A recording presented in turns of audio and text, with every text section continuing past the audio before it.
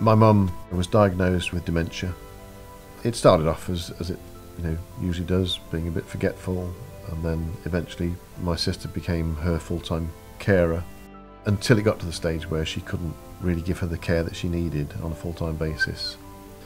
So eventually the decision was made that we had to find a good home for my mum where she could be properly looked after.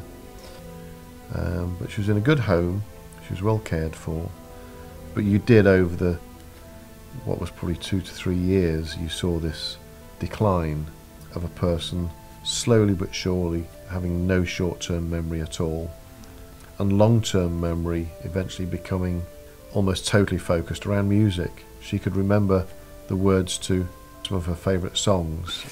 Smile, though your heart is aching. Smile, even though it's breaking. And I used to go along and take my guitar and we'd play some of her favourite songs to sing along to. And the words to those songs were the bit that stayed until the very, very end. Mum was a great storyteller. Up until about the age of 10 or 11, we would sit in the evenings and she would tell us stories about her childhood and the place she grew up and when she was evacuated during the war and all that sort of stuff. And we would sit mesmerised as she'd tell us these stories, which was brilliant. But most of what I know about my dad as a young person through stories my mum told me. My point, I guess, is I had every opportunity to talk to him about his childhood, his youth, to talk to him about his life in general. And did I? No, I didn't. And I do regret that, because I think that's such a missed opportunity.